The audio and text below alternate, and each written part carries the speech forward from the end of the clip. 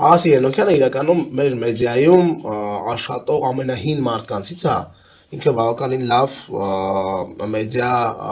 դեմք է ու բավականին փորձառու, ու ինքը բարբերաբար գալիս է Հայաստան, էլի, տարբեր առիթներով, ասում է ես աղբյուր եմ, ես եկել եմ, որ մի հատ в общем, Սփյուռքահայի տրամաբանության մեջ է մտել, չնայած նրան որ մի 5 տարի անդեղ է, էլի ներչի շուտվանից անդեղ, վերջը երկար խոսել ենք մենք միշտ այս նոր ձևաչափերի անհրաժեշտության մասին իրար հետ, էլի ու քննարկել ենք, որ մեդիան հատկապես դե Ամերիկայում դա տեսանելի է, որ ինքը զարգանում է, նոր ձևաչափեր են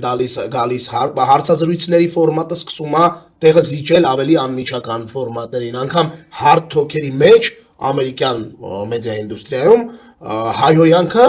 սովորական նորմատիվային բառապաշար է համարվում, հետաքրքիր բան։ Ու երկար որ խոսացինք այս թեմանով, ես երբեք չէի մտածել, որ կարելի է այդպես ինչ-որ պոդքասթ անել։